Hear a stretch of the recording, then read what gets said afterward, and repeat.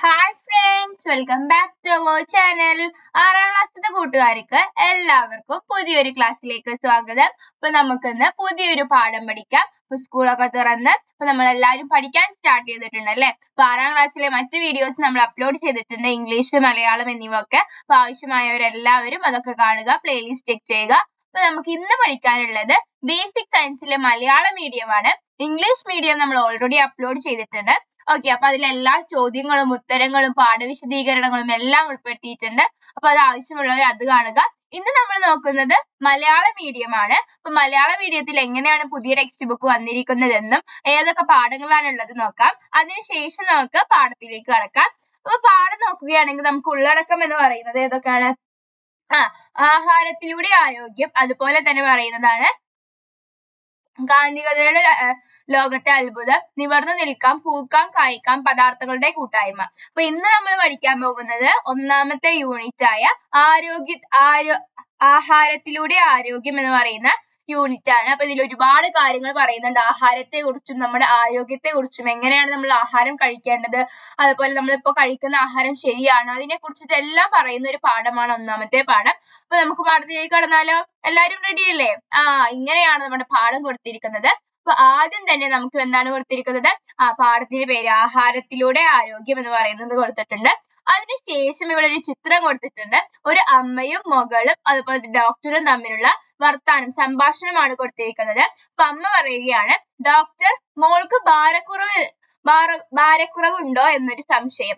അവൾ ആഹാരം വളരെ കുറച്ചേ കഴിക്കാറുള്ളൂ. എന്താണ് ചെയ്യേണ്ടത്? നിങ്ങൾ പലരും ഇതുപോലെ ചെയ്യാറുണ്ട്. നല്ല ഭാരക്കുറവായിരിക്കും, നിങ്ങൾ ഇങ്ങനെ ഭക്ഷണമൊന്നും കഴിക്കാത്ത കുട്ടികൾ നമുക്കിടയിലുണ്ട്. അപ്പൊ ഡോക്ടറോട് പോയിട്ട് ആ അമ്മ പറയുകയാണ്. അപ്പൊ എന്താണ് ഡോക്ടർ പറയുന്നത്? ചെറിയ ഭാരക്കുറവൊന്നും പ്രശ്നമായി എടുക്കേണ്ടതില്ല, വളരുന്ന പ്രായമല്ലേ, കുറച്ച് കഴിയുമ്പോൾ ശരിയാകും.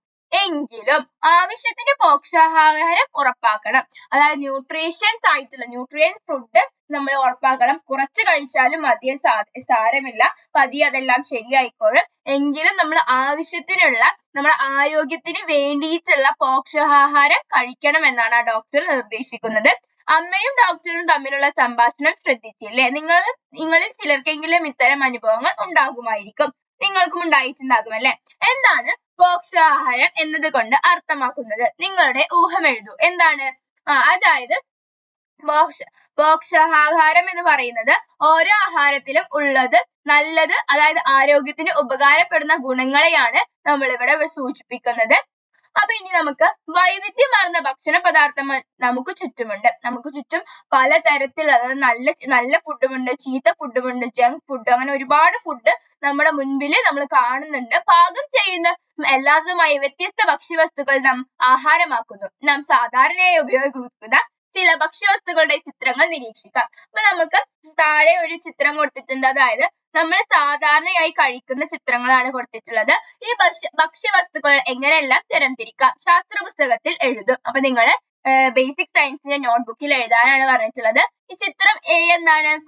ധാന്യങ്ങളാണ് അല്ലെ. അപ്പൊ ധാന്യങ്ങൾ എന്നവിടെ എഴുതിയിട്ടുണ്ട് ഓൾറെഡി. ദെൻ ചിത്രം ബി എന്താണ്? പഴങ്ങളാണ്, ഫ്രൂട്ട്സ് ആണ്. ദെൻ ചിത്രം സി എന്ന് പറയുന്നത് പച്ചക്കറികളാണ്.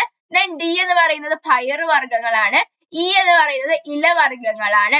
അപ്പൊ ഇതൊക്കെയാണ് ഇവിടെ കൊടുത്തിട്ടുള്ളത്. ഇതിൽ നിങ്ങൾക്ക് ഇഷ്ടമുള്ള ഭക്ഷ്യവസ്തുക്കൾ ഏതെല്ലാമാണ്? നിങ്ങൾക്ക് പഴങ്ങളും പച്ചക്കറികളും ഇതൊക്കെ ഇഷ്ടമായിരിക്കും. അപ്പൊ ഏതാണ് ഇഷ്ടം അത് എഴുതുക. ഇഷ്ടമില്ലാത്തവയോ? അപ്പൊ ഇതിന് പലതും നിങ്ങൾക്ക് ഇഷ്ടമില്ലാത്തതുണ്ട്. അതായത് നമ്മൾ ആഹാരം കഴിക്കുമ്പോൾ തന്നെ നമുക്ക് മനസ്സിലാകും. നമുക്ക് ചില ഭക്ഷണം ഇന്നിപ്പോ അമ്മ ഉണ്ടാക്കിയിട്ടുണ്ടെങ്കിൽ അമ്മ ഇത് എനിക്ക് ഇഷ്ടമല്ല, ഞാൻ കഴിക്കില്ല എന്നൊക്കെ വാശി പിടിക്കുന്ന കുട്ടികളും നമുക്കിടയിലുണ്ട്. അപ്പൊ അതെന്താണ്? നിങ്ങൾ ഒരു ദിവസം സാധാരണ കഴിക്കാറുള്ള ഭക്ഷണം പട്ടികപ്പെടുത്തും. അപ്പൊ അത് നിങ്ങൾ ചെയ്യേണ്ട ഒരു പ്രവർത്തനമാണ്. ഞാനിവിടെ സാധാരണ ഒരു കുട്ടി കഴിക്കുന്ന ഭക്ഷണത്തിന്റെ ഒരു പട്ടികയാണ് ഇവിടെ കൊടുത്തിട്ടുള്ളത്. അപ്പൊ നിങ്ങൾ എന്താണ് ബ്രേക്ക്ഫാസ്റ്റ് ആയിട്ട്, പ്രഭാത ഭക്ഷണമായിട്ട് കഴിക്കാറ്? കൂടുതൽ പേരും ദോശ, പുട്ട്, ചപ്പാത്തി, അപ്പം, ഇടിയപ്പം അതൊക്കെയാണ്. അപ്പൊ അതൊക്കെ നമുക്ക് അവിടെ എഴുതാൻ പറ്റും. ഇനി ഉച്ചഭക്ഷണമായിട്ട് എല്ലാവരും മിക്കവാറും ചോറും ബിരിയാണി അതൊക്കെയാണ്. ചിലര് കഞ്ഞിയും കുടിക്കുന്നുണ്ട്. രാത്രി ഭക്ഷണമായിട്ട് നമുക്ക് ചോറ് തന്നെ കൊടുക്കാം. ചോറ്, ചപ്പാത്തി, കഞ്ഞി. അപ്പൊ ഇങ്ങനെയാണ് ഈ ആക്ടിവിറ്റി പൂർത്തീകരിക്കേണ്ടത്. ഓക്കെ, ഇഷ്ടമുള്ള ആഹാര പദാർത്ഥങ്ങൾ മാത്രമാണോ നാം കഴിക്കേണ്ടത്? താഴെ കൊടുത്തിരിക്കുന്ന സംഭാഷണങ്ങൾ ശ്രദ്ധിക്കും. അപ്പൊ നമ്മൾ ഇഷ്ടമുള്ളത് മാത്രം നമ്മൾ കഴിച്ചിട്ട് കാര്യമില്ല. കാരണം നമ്മളെ ശരീരത്തിലേക്ക് ആവശ്യമായിട്ടുള്ള എല്ലാ ന്യൂട്രീഷൻ ഫുഡും അതിലൂടെ ലഭിക്കണമെന്നില്ല. അപ്പൊ നമുക്ക് ഈ സംഭാഷണം ഒന്ന് വായിച്ചു നോക്കാം. അപ്പൊ ഒരു കുട്ടി പറയാണ് എനിക്ക് ഏറ്റവും ഇഷ്ടമുള്ളത് അപ്പവും കടലക്കറിയുമാണെന്ന്. അപ്പൊ മറ്റൊരു പെൺകുട്ടി പറയുന്നു എനിക്കിഷ്ടം പുട്ടും പഴവുമാണ്. ഇനി മറ്റൊരു ആൺകുട്ടി പറയുകയാണ് ഞാൻ ദിവസവും ന്യൂഡിൽസ് കഴിക്കാറുണ്ട്. അമ്മ എനിക്ക് എന്നും ന്യൂഡിൽസ് ഉണ്ടാക്കി തരും. 3 പേരും പറയുന്നത് ശ്രദ്ധിച്ചില്ലേ? ഈ 3 പേരുടെയും വളർച്ചയ്ക്കും ആരോഗ്യത്തിനും ഇവർക്ക് ഇഷ്ടമുള്ള ഭക്ഷണ പദാർത്ഥങ്ങൾ മാത്രം മതിയാകുമോ? നിങ്ങളുടെ അഭിപ്രായം എഴുതൂ. ക്ലാസ്സിൽ അവതരിപ്പിച്ച് കാരണം വിശദീകരിക്കും. അതായത് 3 പേർക്കും 3 വ്യത്യസ്ത ഇഷ്ടങ്ങളാണ്. അപ്പൊ അവര് തീരുമാനിക്കുകയാണ്, അതായത് അവരുടെ വളർച്ചയ്ക്കും ആരോഗ്യത്തിനും അവർക്ക് ഈ ഇഷ്ടമുള്ള ഭക്ഷണം മാത്രം കഴിച്ചാൽ പോരാ അല്ല അല്ലെ? അതായത് ഈ അപ്പത്തിൽ നിന്നും കടലക്കറിയിൽ നിന്നും കിട്ടുന്ന കുറച്ച് കാര്യങ്ങൾ മാത്രമാണ്. ഇനിയും നമ്മുടെ ബോഡിക്കും അതുപോലെ തന്നെ ശരീരത്തിന്റെ വളർച്ചയ്ക്കും ആരോഗ്യത്തിനും ഒരുപാട് കാര്യങ്ങൾ ആവശ്യമാണ്. അപ്പൊ അതിന്റെ അഭിപ്രായം നമുക്ക് നോക്കാം. അപ്പൊ ഞാനിവിടെ സൈഡിൽ എഴുതിയിട്ടുണ്ട്. ഇഷ്ടപ്പെട്ടതും ആരോഗ്യകരമായ ആഹാരങ്ങൾ കഴിക്കണം. പക്ഷേ ശരീരം വളരാൻ വിവിധ തരം പച്ചക്കറികളും പഴങ്ങളും മറ്റ് പോഷകാഹാരങ്ങളും ഭക്ഷണവും വേണ്ടിവരും. ഇഷ്ടമുള്ളത് മാത്രമല്ല ആരോഗ്യത്തിന് നല്ലതും കഴിക്കണം. അപ്പൊ നമ്മൾ എപ്പോഴും ഇഷ്ടമുള്ളത് മാത്രമേ കഴിക്കൂ എന്ന് പറഞ്ഞിട്ട് വാശി പിടിക്കാൻ പാടില്ല. നമ്മുടെ ആരോഗ്യത്തിനും നമ്മുടെ ശരീരത്തിന്റെ വളർച്ചയ്ക്കും ഒക്കെ ആവശ്യമായിട്ടുള്ള ഒരുപാട് സാധനങ്ങൾ നമ്മുടെ പ്രകൃതിയിലും നമുക്ക് ചുറ്റുമുണ്ട്. അപ്പൊ അതെല്ലാം ഇഷ്ടമല്ലെങ്കിൽ കൂടി കൂട്ടുകാർ കഴിക്കണം. വാശി പിടിച്ച് കഴിക്കാതിരിക്കുക ഒന്നും ചെയ്യരുത്. ഓക്കെ, ഇനി നമുക്ക് അടുത്ത ടോപ്പിക്കിലേക്ക് കഴിക്കാം. എന്തിനാണ് ആഹാരം? നമുക്കറിയാം ആഹാരം കഴിച്ച് നമുക്കൊരു ഉന്മേഷം ഉണ്ടാകും, ഒരു എനർജി ഉണ്ടാകും. അപ്പൊ അതിനെ കുറിച്ചിട്ടാണ് ഇനി പഠിക്കാൻ പോകുന്നത്. നാം എന്തിനാണ് ആഹാരം കഴിക്കുന്നത്? നിങ്ങൾ എപ്പോഴെങ്കിലും ചിന്തിച്ചിട്ടുണ്ടോ എന്തിനാണ് നമ്മൾ ഇങ്ങനെ എല്ലാ ദിവസവും 3 നേരം 4 നേരം ഒക്കെ ആഹാരം കഴിക്കുന്നതെന്ന്? അപ്പൊ നമുക്കിവിടെ കുട്ടിയുടെ മാസികയിൽ വന്ന ഒരു കുറിപ്പ് വായിച്ചു നോക്കാം. അപ്പൊ വായിക്കാം. നമ്മുടെ ആരോഗ്യം. നമ്മുടെ ശരീര പ്രവർത്തനങ്ങൾക്ക് ആവശ്യമായ ഊർജം നൽകുന്നത് ആഹാരമാണ്.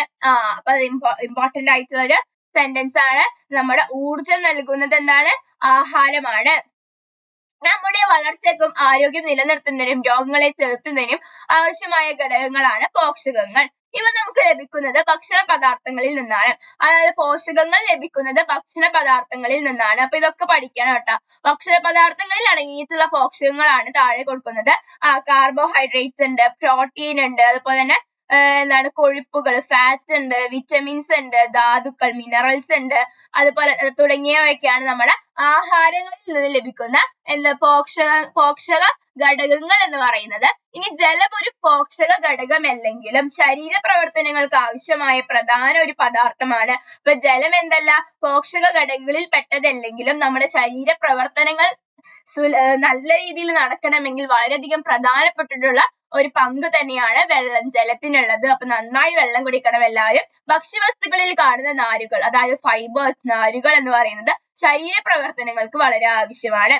എല്ലാ ആഹാരത്തിലും എല്ലാ പോഷക ഘടകങ്ങളും മതിയായ അളവിൽ ഉണ്ടാകണമെന്നില്ല. അതുകൊണ്ടാണ് നമ്മൾ ഇഷ്ടമില്ലാത്ത ഭക്ഷണവും കഴിക്കണം എന്ന് പറയുന്നത്.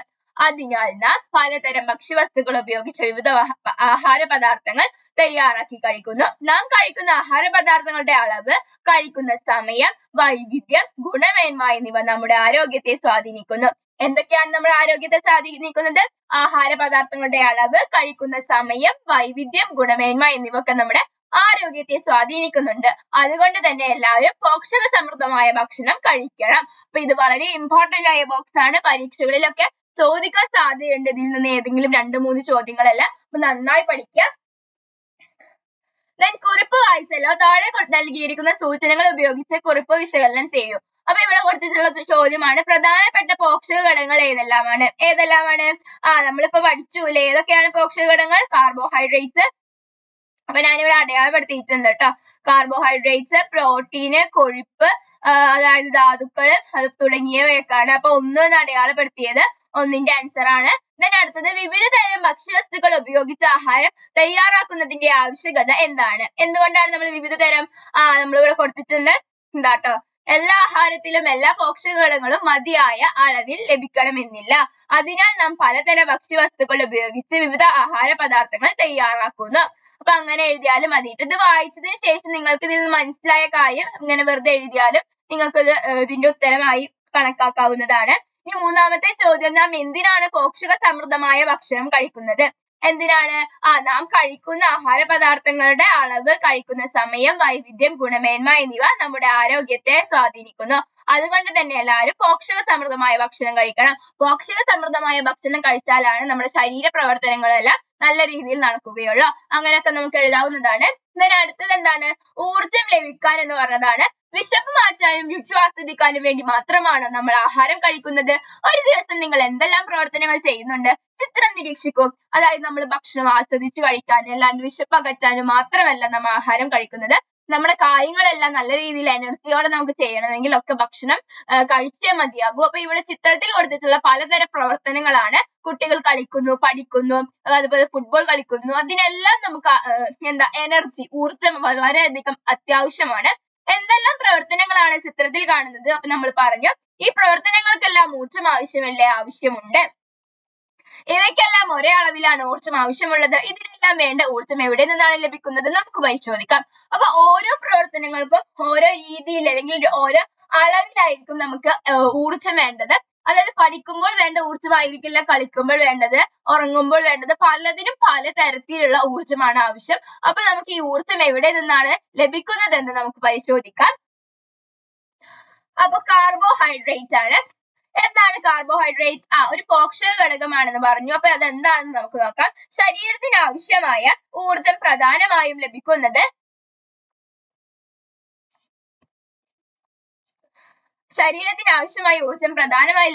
കാർബോഹൈഡ്രേറ്റിൽ നിന്നാണ്. അന്നജം, പഞ്ചസാര, ഗ്ലൂക്കോസ്, സെല്ലുലോയിഡ്സ്, നാരുകൾ എന്നിവ വിവിധ രൂപങ്ങൾ കാർബോഹൈഡ്രേറ്റ് ഭക്ഷ്യവസ്തുക്കളിൽ കാണപ്പെടുന്നു. ധാന്യങ്ങൾ, കിഴങ്ങുവർഗ്ഗങ്ങൾ എന്നിവയിൽ കൂടുതൽ അടങ്ങിയിരിക്കുന്നത് അന്നജമാണ്. ഓക്കെ, അപ്പൊ എന്താണ് പറയുന്നത്?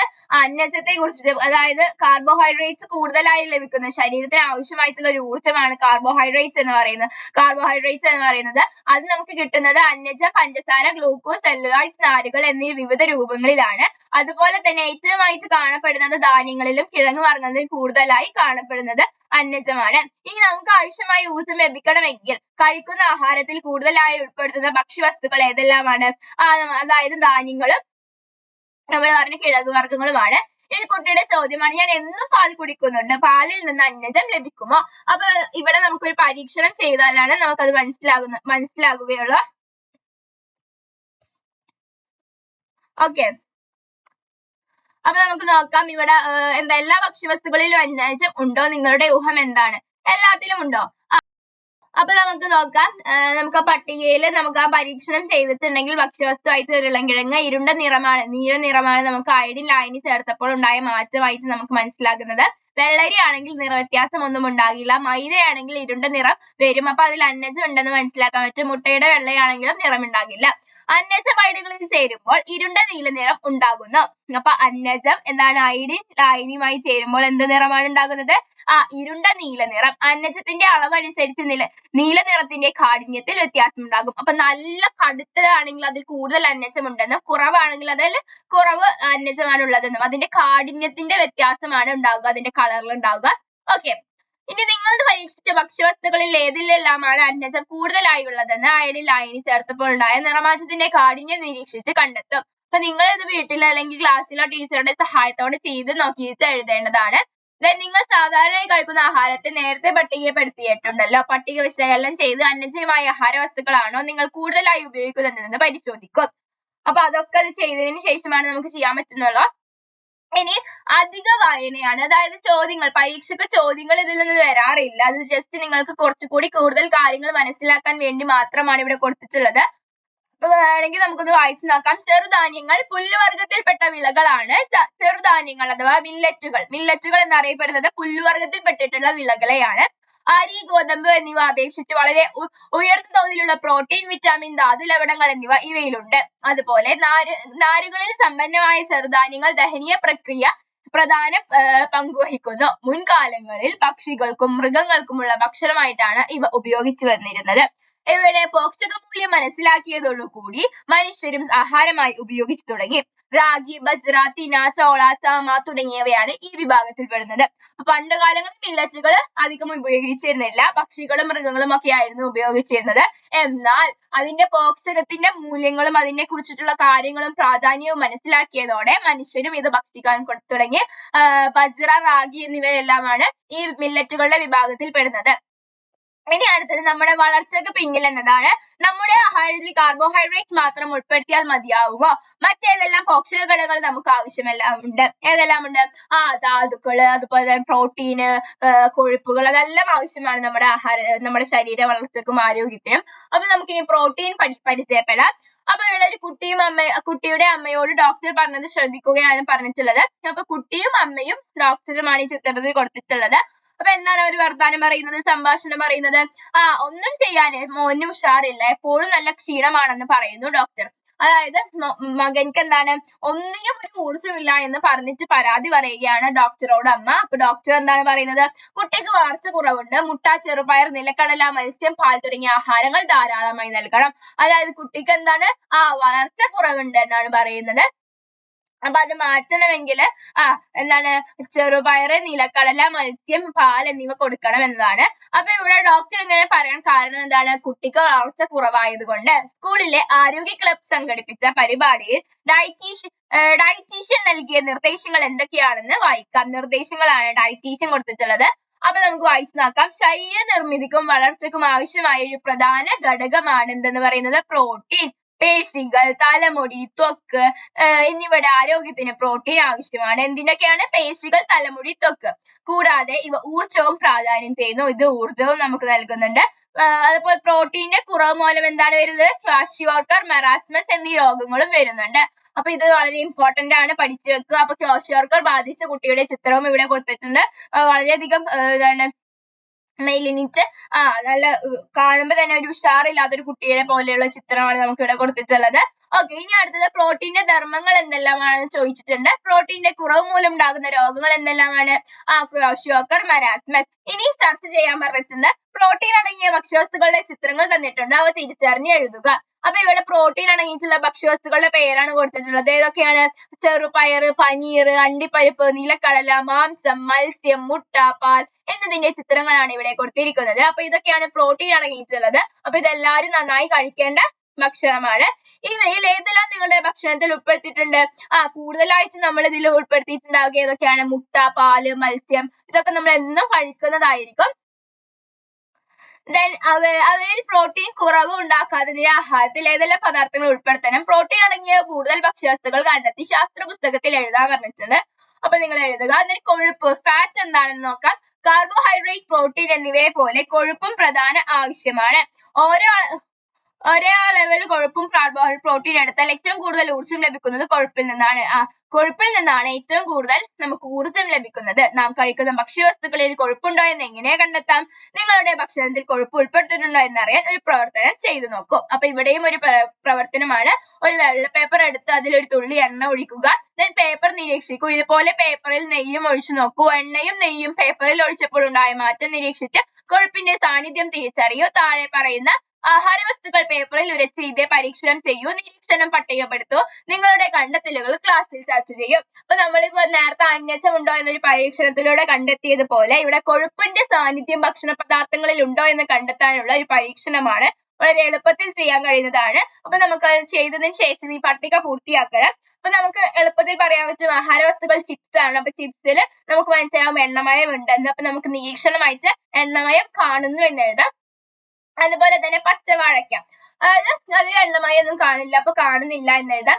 ചതച്ച എള്ള്, അതില് എണ്ണയുടെ ഒരു സാന്നിധ്യമുണ്ട്, അപ്പൊ എണ്ണമയം കാണുന്നു. ഉണങ്ങിയ തേങ്ങയിൽ എണ്ണയുടെ സാന്നിധ്യമുണ്ട്, അപ്പൊ എണ്ണമയം കാണുന്നു. ചതച്ച നിലക്കടയിൽ എണ്ണയുടെ സാന്നിധ്യമുണ്ട്, അപ്പൊ എണ്ണമയം കാണുന്നു എന്ന് എഴുതാം.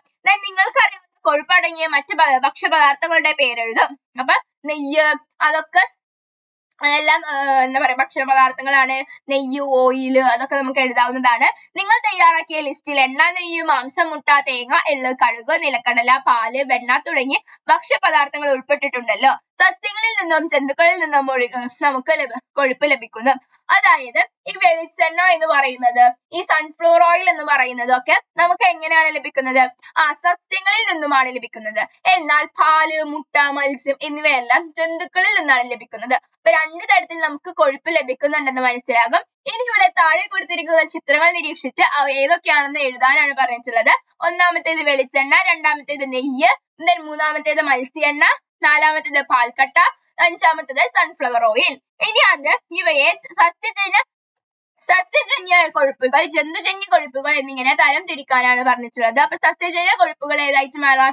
വെളിച്ചെണ്ണയും സൺഫ്ലവർ ഓയിലും സസ്യജന്യ കൊഴുപ്പുകളാണ്. ഇനി ജന്തുജന്യ കൊഴുപ്പുകളാണ് മത്സ്യ എണ്ണ, നെയ്യ്, പാൽക്കട്ട, മലകട്ട എന്ന് പറയുന്നത്. ഇനി പച്ചക്കറി, അരി, ഗോതമ്പ് തുടങ്ങി മിക്കവാറും എല്ലാ ഭക്ഷ്യവസ്തുക്കളിലും ചെറിയ അളവിൽ കൊഴുപ്പ് അടങ്ങിയിട്ടുണ്ട്. അപ്പൊ എന്താണ് നമുക്ക് നമ്മൾ ഇത് മാത്രമല്ല, ഇതില് പച്ചക്കറി, അരി, ഗോതമ്പ് എന്നിവയില് ചെറിയ അളവില് എന്താണ് കൊഴുപ്പ് അടങ്ങിയിട്ടുണ്ടെന്ന് മനസ്സിലാക്കാം. ഇനി അടുത്തത് പറയുന്നതാണ് കൊളസ്ട്രോൾ എന്ന് പറയുന്നത്. അപ്പൊ നമ്മൾ കേട്ടിട്ടുള്ളതാണ് കൊളസ്ട്രോൾ കൂടി എന്നൊക്കെ പറഞ്ഞിട്ടുള്ളത്. അപ്പൊ എന്താണ് ഈ കൊളസ്ട്രോൾ എന്ന് നമുക്ക് പഠിച്ചാലോ? കൊഴുപ്പടങ്ങിയ ഭക്ഷണം കൂടുതൽ കഴിക്കുന്നത് നല്ലതല്ല എന്ന് ഡോക്ടർമാർ നിർദ്ദേശിക്കുന്നത് കേട്ടിട്ടില്ലേ? കേട്ടിട്ടുണ്ട്. എന്താകും കാരണം? നമുക്ക് വായിച്ചു നോക്കാം. കൊഴുപ്പിന്റെ ഒരു രൂപമാണ് കൊളസ്ട്രോൾ. അതായത് കൊഴുപ്പിന്റെ ഒരു രൂപമാണ് എന്ന് പറയുന്നത് കൊളസ്ട്രോൾ എന്ന് പറയുന്നത്. കൊഴുപ്പിന്റെ ഒരു രൂപമാണ് കൊളസ്ട്രോൾ. മിതമായ അളവിൽ കൊളസ്ട്രോൾ ശരീരത്തിന് ആവശ്യമാണ്. അതായത് കുറച്ച് അളവിൽ ആവശ്യമാണ്. എന്നാൽ രക്തത്തിൽ കൊളസ്ട്രോൾ അധികമായാൽ അത് രക്തക്കുഴലുകളുടെ ഉൽപ്പത്തിയിൽ അടിഞ്ഞുകൂടുന്നു, രക്തത്തിന്റെ ഒഴുക്കിനെ തടസ്സപ്പെടുന്നു. അപ്പൊ കൂടുതലായിട്ടുണ്ടെങ്കിൽ ഒരുപാട് അസുഖങ്ങൾ, ഹൃദ്രോഗം, പക്ഷാഘാതം തുടങ്ങി ഗുരുതരമായ ആരോഗ്യ പ്രശ്നങ്ങൾക്ക് കാരണമാകുന്നുണ്ട്. അപ്പൊ കൊളസ്ട്രോൾ അല്ലെങ്കിൽ നമ്മൾ കൊഴുപ്പടങ്ങിയിട്ടുള്ള ഭക്ഷണങ്ങൾ കുറച്ചാണ് കഴിക്കേണ്ടത്. കൂടുതൽ കഴിച്ചാൽ നമുക്ക് വളരെയധികം ആപത്തുണ്ടാകുകയും പല രോഗങ്ങൾക്ക് കാരണമാകുകയും ചെയ്യുന്നുണ്ട്. അപ്പൊ അതാണ് നമുക്ക് കൊളസ്ട്രോളിനെ കുറിച്ച് പഠിക്കാനുള്ളത്. അടുത്തതാണ് വിറ്റാമിനുകൾ. അതായത് വിറ്റമിൻസ് എന്ന് പറയുന്നത് നമുക്ക് എന്താണെന്ന് പഠിക്കാം. എന്താണ് വിറ്റാമിൻസ്? വിറ്റാമിനുകൾ എന്ന് നിങ്ങൾ കേട്ടിട്ടുണ്ടോ? കേട്ടിട്ടുണ്ടാകും അല്ലെ? ശരീരത്തിന്റെ വളർച്ചയ്ക്കും ആരോഗ്യത്തിനും ചെറിയ അളവിൽ അത്യാവശ്യമുള്ള പോഷക ഘടകമാണ് വിറ്റാമിനുകൾ. എന്താണ്? നമ്മുടെ ആരോഗ്യത്തിനും ശരീരത്തിന്റെ വളർച്ചയ്ക്കും ആരോഗ്യത്തിനും ചെറിയ അളവിൽ അത്യാവശ്യമായിട്ടുള്ള ഒരു പോഷകമാണ് വിറ്റാമിനുകൾ. ഇതിന്റെ പ്രാധാന്യത്തെ പറ്റി മനസ്സിലാക്കിയാലോ? അപ്പൊ ഇവിടെയും ഒരു കുട്ടിയുടെ സംശയമാണ്. അതായത് കുട്ടിയുടെ അച്ഛൻ ചോദിക്കുവാണ്, ഡോക്ടർ, എന്റെ മകൻ പല്ല് തേക്കുമ്പോഴും കട്ടിയുള്ള ആഹാര സാധനങ്ങൾ ചവയ്ക്കുമ്പോഴും മോണയിൽ നിന്ന് രക്തം വരുന്നു, എന്താണ് കാരണം? അപ്പൊ ഡോക്ടർ പറയാണ്, മോണയിലെ രക്തസ്രാവം വിറ്റമിന്റെ കുറവ് മൂലമാകാം. ഏതാണ്? വിറ്റമിന്റെ കുറവ് മൂലമാണ് ഇങ്ങനെ വരുന്നത്. മരുന്നിനോടൊപ്പം വിറ്റമിൻ സി ധാരാളം അടങ്ങിയ ഭക്ഷണം കൂടി കഴിക്കുക.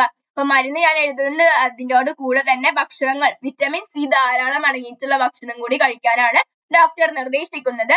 അപ്പോൾ വിറ്റമിൻ എയും ബിയും ഒക്കെ ഉണ്ടോ ഡോക്ടർ? അപ്പൊ ഇത് വിറ്റമിൻ സി അടങ്ങിയിട്ടുള്ള ഭക്ഷണം കഴിക്കാനാണ് പറഞ്ഞിട്ടുള്ളത്. അപ്പൊ കുട്ടികളുടെ സംശയമാണ്, അപ്പൊ വിറ്റമിൻ എയും ബിയും ഒക്കെ ഉണ്ടോ? അങ്ങനെ പറയുന്ന ഒരു സംശയമാണ്. നിങ്ങൾക്കും ഉണ്ടാകില്ല ഇതുപോലത്തെ സംശയം?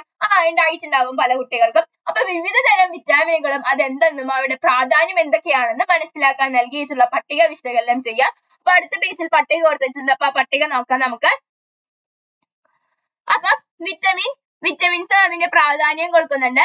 വിറ്റമിൻ എ എന്ന് പറയുന്നത് നമ്മുടെ കണ്ണിന്, ത്വക്ക്, തലമുടി എന്നിവയുടെ ആരോഗ്യത്തിന് വേണ്ടിയിട്ടുള്ളതാണ്. വിറ്റമിൻ ബി എന്ന് പറയുന്നത് തലച്ചോറ്. അപ്പൊ അത് വളരെ ഇമ്പോർട്ടന്റ് ആയിട്ടുള്ള ഒരു കാര്യങ്ങളാണ് കേട്ടത്. പരീക്ഷയ്ക്കൊക്കെ വരാൻ സാധ്യതയുള്ളതാണ്. അപ്പൊ കണ്ണ്, ത്വക്ക്, തലമുടി. അതുപോലെ വിറ്റമിൻ ബി തലച്ചോറ്, നാഡികൾ, ഹൃദയം, ത്വക്ക് എന്നിവയുടെ ആരോഗ്യമാണ്. വിറ്റമിൻ സി എന്ന് പറയുന്നത് പല്ല്, മോണ, രക്തക്കുഴലുകൾ എന്നിവയുടെ ആരോഗ്യത്തിനും രോഗപ്രതിരോധ ശേഷിക്കുമാണ്. അപ്പൊ ഈ വിറ്റമിൻ സി ആണ് ആ കുട്ടിക്ക് ഇല്ലാതെ പോയത് അല്ലെങ്കിൽ കുറവായിട്ടുണ്ടായിരുന്നത്. then വിറ്റമിൻ ഡി എന്ന് പറയുന്നത് എല്ലുകളുടെയും പല്ലുകളുടെയും ആരോഗ്യത്തിനും രോഗപ്രതിരോധ ശേഷിക്കും ഉള്ളതാണ്. ഈ വിറ്റമിൻ ഇ എന്ന് പറയുന്നത് നാഡികളുടെ ശരിയായ പ്രവർത്തനത്തിനാണ്. ഈ വിറ്റമിൻ കെ എന്ന് പറയുന്നത് മുറിവുണ്ടാക്കാൻ, രക്തം കട്ടപിടിക്കുന്നതിനുമാണ്. അപ്പൊ ഇത് വളരെ ഇമ്പോർട്ടന്റ് ആയിട്ടുള്ള ഒരു ആണ്. എന്തായാലും നിങ്ങൾ പഠിക്കുക. പരീക്ഷയ്ക്കൊക്കെ എന്തായാലും ഇതിൽ നിന്ന് 2-3 മാർക്കിന് ചോദ്യങ്ങൾ വരാൻ സാധ്യതയുണ്ട്. അപ്പൊ ഒന്നാമത്തെ ചോദ്യം എന്താണ്? ത്വക്കിന്റെ ആരോഗ്യത്തിന്റെ ആവശ്യമായ വിറ്റമിനുകൾ ഏതെല്ലാമാണ്? ഞാൻ അവിടെ കൊടുത്തിട്ടുണ്ട്. ഏതൊക്കെയാണ്? വിറ്റമിൻ എയും ബിയുമാണ് 1 എന്ന് കൊടുത്തിട്ടുണ്ട്. രണ്ടാമത്തെ ചോദ്യം, വിറ്റമിൻ ഡി ആവശ്യത്തിന് ലഭിച്ചില്ലെങ്കിൽ എന്തെല്ലാം ആരോഗ്യ പ്രശ്നങ്ങളാണ് ഉണ്ടാവുക? വിറ്റമിൻ ഡി കിട്ടിയിട്ടില്ലെങ്കിൽ എന്താണ്? എല്ലുകളുടെയും പല്ലുകളുടെയും ആരോഗ്യത്തിന് രോഗപ്രതിരോധ ശേഷിക്കും അത് ഗുരുതരമായ പ്രശ്നങ്ങൾ ഉണ്ടാകും. അങ്ങനെ എഴുതിയാൽ മതി. അപ്പൊ ഞാൻ അവിടെ അടയാളപ്പെടുത്തിയിട്ടുണ്ട്. അതുകൊണ്ടാണ് ഇവിടെ വീണ്ടും എഴുതാതെ ഇരുന്നത്. ഇനി ഈ പട്ടിക വിശകലനം ചെയ്യല്ലോ. വിറ്റാമിനുകളെ കുറിച്ചുള്ള ഒരു കുറിപ്പ് തയ്യാറാക്കി ക്ലാസ്സിൽ അവതരിപ്പിക്കും. അപ്പൊ നിങ്ങൾക്ക് ഈ കുറിപ്പ് എഴുതണമെങ്കിൽ ഞാനിപ്പോ നേരത്തെ അടയാളപ്പെടുത്തി ഈ വിറ്റാമിനുകൾ അത് എഴുതുക. അതിനുശേഷം ഈ പട്ടിക നിങ്ങൾ വാക്യത്തിൽ എഴുതുക. ഇവിടെ പട്ടികയായിട്ടാണ് കൊടുത്തിട്ടുള്ളത്. അത് നിങ്ങൾ ഒരു കുറിപ്പായിട്ട് എഴുതിയാൽ ഇതിന്റെ ആൻസർ ആകുന്നതാണ്. ഓക്കെ, എളുപ്പമാണ്. അതുകൊണ്ടാണ് ഇവിടെ വീണ്ടും എഴുതി നിങ്ങൾക്ക് കാണിച്ചു തരുന്നത്.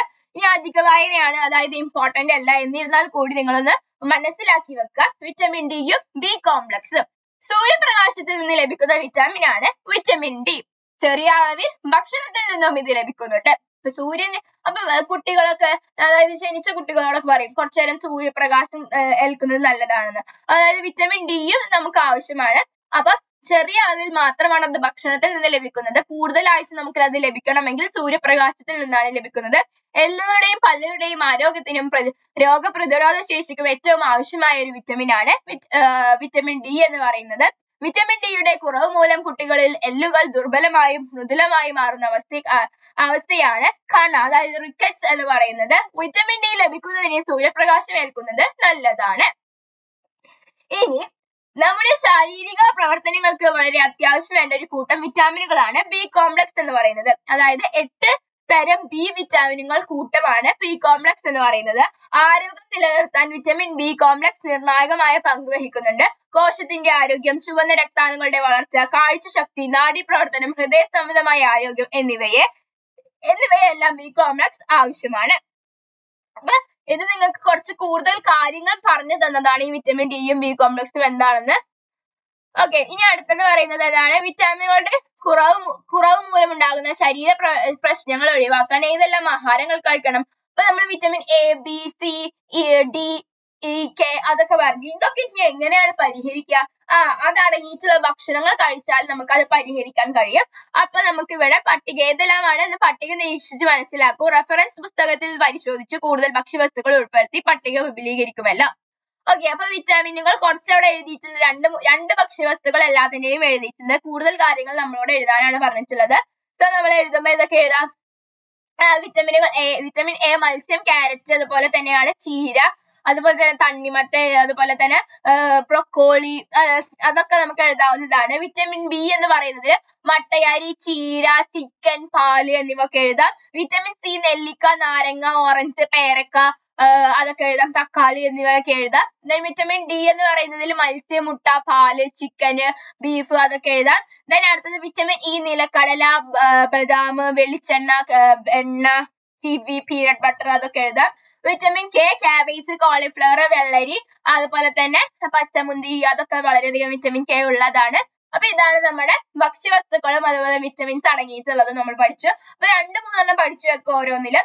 അതായത് നിങ്ങളുടെ ഒരു ദിവസത്തെ ഭക്ഷണത്തിൽ പട്ടികയിലെ ഭക്ഷ്യവസ്തുക്കൾ ഉൾപ്പെടുന്നുണ്ടോ എന്ന് പരിശോധിക്കാനാണ് പറഞ്ഞിട്ടുള്ളത്. അപ്പൊ ഇതിലെല്ലാതും നിങ്ങൾക്ക് അതായത് എല്ലാ വിറ്റമിനുകളും നിങ്ങൾ ഒരു ദിവസം ലഭിക്കുന്നുണ്ടോ എന്ന് നിങ്ങളോട് പരിശോധിക്കാനാണ് പറഞ്ഞിട്ടുള്ളത്. അപ്പൊ നിങ്ങളത് പരിശോധിച്ച് നോക്കുക. അതുപോലെ നമ്മുടെ ചുറ്റുപാടിൽ നിന്ന് കിട്ടുന്ന ഭക്ഷ്യയോഗ്യമായ ഇലകൾ, പഴവർഗ്ഗങ്ങൾ എന്നിവയിൽ വിവിധ തരം വിറ്റാമിനുകൾ ധാരാളം അടങ്ങിയിട്ടുണ്ട്. മുരിങ്ങയില, ചീര, പേരക്ക, പപ്പായ, മാങ്ങ തുടങ്ങിയ വിവിധ ഭക്ഷ്യവസ്തുക്കൾ ആഹാരത്തിൽ ഉൾപ്പെടുത്തേണ്ട ആവശ്യകത മനസ്സിലായില്ലേ? വിറ്റമിൻ ബി, സി എന്നിവ വെള്ളത്തിൽ ലയിക്കുന്നവയാണ് വിറ്റമിനുകളാണ്. എ, ഡി, ഇ, കെ എന്നീ വിറ്റമിനുകൾ കൊഴുപ്പിൽ ലയിക്കുന്നവയാണ്. അപ്പൊ വിറ്റമിൻ ബിയും സിയും വെള്ളത്തിൽ ലയിക്കുന്നവയാണ്. എ, ഡി, ഇ, കെ അതായത് വിറ്റമിൻസ് കൊഴുപ്പിൽ മാത്രമാണ് ലയിക്കുന്നത്. കൊഴുപ്പിന്റെ അഭാവത്തിൽ ഈ വിറ്റമിനുകൾ ശരീരത്തിൽ ആഗിരണം ചെയ്യപ്പെടുകയില്ല. ഭക്ഷണത്തിൽ കൊഴുപ്പ് ഉൾപ്പെടുത്തുന്നത് പ്രാധാന്യം മനസ്സിലായില്ലേ? അപ്പൊ അതുകൊണ്ടാണ് നമ്മളോട് ഭക്ഷണത്തിൽ കൊഴുപ്പ് ഉൾപ്പെടുത്തണമെന്ന് പറയുന്നത്. കാരണം ഈ എ, ഡി, ഇ, കെ പറയുന്ന വിറ്റമിൻസ് ഒന്നും വെള്ളത്തിലൊന്നും എന്താ പറയാ ലയിക്കുന്നതല്ല, കൊഴുപ്പിൽ മാത്രമാണ് ലയിക്കുന്നത്. അതുകൊണ്ടാണ്. അടുത്തത് പറയുന്നത് ഭക്ഷണത്തിലെ ധാതുക്കൾ, മിനറൽസ് ഇൻ ഫുഡ് എന്ന് പറയുന്നത്. അപ്പൊ ഒരു അനൗൺസ്മെന്റ് ആണ്, സ്കൂളിലെ അനൗൺസ്മെന്റ് ശ്രദ്ധിച്ചില്ലേ? എന്താണ് പറയുന്നത്? ഇന്ന് ഉച്ചക്ക് 2 മണിക്ക് അയൺ ഗുളിക നൽകും, എല്ലാവരും ഓഡിറ്റോറിയത്തിൽ എത്തേണ്ടതാണ്. അപ്പൊ എന്തിനാണ് കുട്ടികൾ അയൺ ഗുളിക നൽകുന്നത്? അവർക്ക് പ്രതിരോധ ശേഷിയും അതുപോലെ തന്നെ നല്ല ആരോഗ്യവും വളർച്ചയും ഒക്കെ ഉണ്ടാവാനാണ്. അയൺ ഒരു ധാതുവാണ്. അപ്പൊ അയൺ എന്ന് പറയുന്നത് എന്താണ്? ഒരു ധാതുവാണ്. അയൺ എന്ന് പറയുന്നത് ഒരു ധാതുവാണ്. ഇത്തരം ചില ധാതുക്കൾ ശരീരത്തിൽ വളർച്ചയ്ക്കും ആരോഗ്യത്തിനും അത്യന്താപേക്ഷിതമാണ്. ഏതൊക്കെ ധാതുക്കളാണ് നമുക്ക് വേണ്ടത്? അവ ഓരോന്നും നമ്മുടെ വളർച്ചയ്ക്കും ആരോഗ്യത്തിനും സഹായിക്കുന്നത് എങ്ങനെയാണ്? പട്ടിക വിശകലനം ചെയ്ത് ശാസ്ത്ര പുസ്തകത്തിൽ എഴുതുക. അപ്പൊ പ്രധാന ധാതുക്കളാണ് അയേൺ, ഇരുമ്പ്, അയേൺ, കാൽഷ്യം, അയഡിൻ എന്ന് പറയുന്നത്. അത് അടങ്ങിയിട്ടുള്ള ആഹാരവും പ്രാധാന്യം അവിടെ കൊടുത്തിട്ടുണ്ട്. അപ്പൊ അയേൺ അടങ്ങിയിട്ടുള്ളത് ഇലക്കറികൾ, ശർക്കര, മത്സ്യം, കരൾ എന്നിവയിലാണ്. പ്രാധാന്യം എന്ന് പറയുന്നത് രക്തത്തിലെ ഹീമോഗ്ലോബിന്റെ നിർമ്മാണത്തിൽ പ്രധാന പങ്ക് വഹിക്കുന്ന ഒന്നാണ്. അതുപോലെ തന്നെ കാൽഷ്യം എന്ന് പറയുന്നത് മുട്ട, ഇലക്കറി, പാല്, മത്സ്യം എന്നിവയൊക്കെയാണ് ആഹാരം. അതിന്റെ പ്രാധാന്യം എന്ന് പറയുന്നത് എല്ലുകളുടെയും പല്ലുകളുടെയും നിർമ്മാണത്തിനും രക്തം കട്ട പിടിക്കുന്നതിനും സഹായിക്കുന്നതാണ്. ഇനി അയഡിൻ എന്ന് പറയുന്നത് കടൽ വിഭവങ്ങളിൽ നിന്നാണ് നമുക്ക് ലഭിക്കുന്നത്. അതായത് മത്സ്യങ്ങളിൽ നിന്നും അതുപോലെ തന്നെ സാധനങ്ങളിൽ നിന്നും. അത് തൈറോയ്ഡ് ഗ്രന്ഥികളുടെ പ്രവർത്തനത്തിന് സഹായിക്കുന്നു. അപ്പൊ ഇത് വളരെ ഇമ്പോർട്ടന്റ് ആയിട്ടുള്ള പട്ടികയാണ്. അപ്പൊ നിങ്ങൾ പഠിക്കുക. അതുമായി ബന്ധപ്പെട്ട ചോദ്യമുണ്ട്. രക്തത്തിലെ ഹീമോഗ്ലോബിന്റെ രക്തത്തിന് ഹീമോഗ്ലോബിനെ സഹായിക്കുന്ന ധാതു ഏതാണ്? അയൺ ആണ്. ഇത് ലഭിക്കാൻ നമ്മൾ ഏതൊക്കെ ഭക്ഷണമാണ്? ഇലക്കറികൾ, ശർക്കര, മത്സ്യം, കരൾ എന്നിവയാണ് കഴിക്കേണ്ടത്. ഇനി കടൽ വിഭവങ്ങൾ കഴിക്കേണ്ട ആവശ്യകത എന്താണ്? നമുക്ക് അയഡിൻ ലഭിക്കും, അല്ലെങ്കിൽ തൈറോയ്ഡ് ഗ്രന്ഥികളുടെ പ്രവർത്തനത്തിന് സഹായിക്കുമെന്ന് എഴുതാം. then അടുത്തത് മുട്ട, പാൽ, ഇലക്കറികൾ എന്നിവ ഭക്ഷണത്തിൽ ഒഴിവാക്കിയാൽ ഉണ്ടാകുന്ന ആരോഗ്യ പ്രശ്നങ്ങൾ എന്തൊക്കെയാണെന്ന് ചർച്ച ചെയ്യുകയാണ്. അതായത് നമ്മുടെ കാൽസ്യം കുറഞ്ഞു പോകും. ഓക്കെ, അപ്പൊ അതായത് ഹീമോഗ്ലോബിൻ എന്താണെന്ന് അധിക വായനയായി കൊടുത്തിട്ടുണ്ട്. അപ്പൊ നിങ്ങൾ പഠിക്കേണ്ടതില്ല, ഒന്ന് വായിച്ചു നോക്കിയാൽ മതി. ഹീമോഗ്ലോബിൻ ചുവന്ന രക്താണുക്കളിൽ കാണപ്പെടുന്ന വർണ്ണവസ്തുവാണ് ഹീമോഗ്ലോബിൻ. ഇവ രക്തത്തിന് ചുവപ്പ് നിറം നൽകുന്നു. രക്തത്തിലെത്തുന്ന ഓക്സിജനെ കോശങ്ങളിൽ എത്തിക്കുന്നതും അവിടെ നിന്ന് കാർബൺ ഡൈ ഓക്സൈഡ് തിരിച്ചു കൊണ്ടുപോകുന്നതും ഹീമോഗ്ലോബിൻ ആണ്. രക്തത്തിൽ ഹീമോഗ്ലോബിൻ കുറയുന്ന അവസ്ഥയാണ് അനീമിയ. ഓക്കെ, അപ്പൊ അടുത്തത് നോക്കാം. ഡെഫിഷ്യൻസി ഡിസീസസ് ആണ്. എന്താണെന്ന് നോക്കാം. ഡെഫിഷ്യൻസി ഡിസീസസ് അപര്യാപ്ത രോഗങ്ങൾ എന്താണ്? വിറ്റാമിനുകളും ധാതുക്കളും കുറഞ്ഞ അളവിൽ മാത്രമേ ശരീരത്തിന് ആവശ്യമുള്ളൂ. എങ്കിലും വേണ്ടത്ര അളവിൽ അത് ലഭിക്കണമെങ്കിൽ അതുമായി ബന്ധപ്പെട്ട അപര്യാപ്തത രോഗങ്ങൾ ഉണ്ടാകുന്നു. പ്രോട്ടീന്റെ അളവ് കുറയുമ്പോൾ ഉണ്ടാകുന്ന അപര്യാപ്ത രോഗങ്ങൾ നിങ്ങൾ നേരത്തെ മനസ്സിലാക്കി. അതായത് മരാസ്മസ്, ക്വോഷിയോക്കർ ഒക്കെ പ്രോട്ടീന്റെ അഭാവം മൂലം ഉണ്ടാകുന്നതാണ്. അതുപോലെ തന്നെ വിറ്റാമിനുകളുടെ അഭാവം മൂലം ഉണ്ടാകുന്ന രോഗങ്ങളാണ് താഴെ കൊടുത്തിട്ടുള്ളത്. ഏതൊക്കെയാണ്? വിറ്റമിൻ എയുടെ അഭാവം മൂലം ഉണ്ടാകുന്നതാണ് നിശാന്തത എന്ന് പറയുന്നത്. വിറ്റമിൻ ബിയുടെ അഭാവം മൂലം ഉണ്ടാകുന്നതാണ് ഗ്ലൂസിറ്റിസ്, അതായത് നാവ് വീക്കലും നാവിലെ തൊലി ഇളകുന്നതും അതുപോലെ തന്നെ വായ്പുണ്ണ് എന്നീ പറയുന്ന രോഗങ്ങളാണ് ഉണ്ടാകുന്നത്. വിറ്റമിൻ സിയുടെ അപര്യാപ്തത മൂലം മോണയിൽ നിന്നുണ്ടാകുന്ന രക്തസ്രാവം, അതായത് സ്കർവി എന്ന് പറയുന്ന രോഗം. വിറ്റമിൻ ഡി റിക്കറ്റ്, അതായത് കണ എന്ന് പറയുന്ന രോഗം, അതൊക്കെയാണ് ഉണ്ടാകുന്നത്. അപ്പൊ അതിന്റെ ചോദ്യങ്ങളുണ്ട്. ഏത് വിറ്റമിന്റെ അഭാവം മൂലമാണ് സ്കർവി ഉണ്ടാകുന്നത്? വിറ്റമിൻ സിയുടെയാണ്. വിറ്റമിൻ ബിയുടെയാണ്. അപ്പൊ കൊടുത്തിട്ടുണ്ട് അതിന്റെ ആൻസർ. അടുത്ത രണ്ടാമത്തേത് എന്ന് പറയുന്നത്, നിങ്ങളുടെ വീട്ടിൽ ആരെങ്കിലും വായ്പുണ്ണ് വന്നാൽ അവരുടെ ഭക്ഷണത്തിൽ ഏതൊക്കെ ഭക്ഷ്യവസ്തുക്കൾ ഉൾപ്പെടുത്താൻ നിങ്ങൾ നിർദ്ദേശിക്കും? വിറ്റമിൻ ബി അടങ്ങിയിട്ടുള്ള ഭക്ഷ്യവസ്തുക്കളാണ് നിർദ്ദേശിക്കേണ്ടത്. ഇനി ഏത് വിറ്റമിന്റെ കുറവ് മൂലമാണ് നിശാന്തത കാരണമാകുന്നത്? വിറ്റമിൻ എയുടെയാണ്. നാലാമത്തെ ചോദ്യം, ഈ വിറ്റാമിന്റെ അഭാവം മൂലമാണ് കണ ഉണ്ടാകുന്നത്? വിറ്റമിൻ ഡിയുടെ അഭാവം മൂലമാണ്. ഇനി എന്താണ് നിശാന്തത? നൈറ്റ് ബ്ലൈൻഡ്നെസ് എന്ന് നോക്കാം. ഇരുട്ടിലും മങ്ങിയ വെളിച്ചത്തും അനുഭവപ്പെടുന്ന കാഴ്ചക്കുറവാണ് നിശാന്തത. അതായത് ഇരുട്ടിലും മങ്ങിയ വെളിച്ചത്തിലും അനുഭവപ്പെടുന്ന കാഴ്ചക്കുറവാണ് നിശാന്തത. നിശാന്തതയുള്ളവർക്ക് വ്യക്തികൾക്ക് പകലും രാത്രിയും നല്ല വെളിച്ചമുള്ള കാഴ്ചശക്തിയും യാതൊരു തകരാറും ഉണ്ടാകില്ല.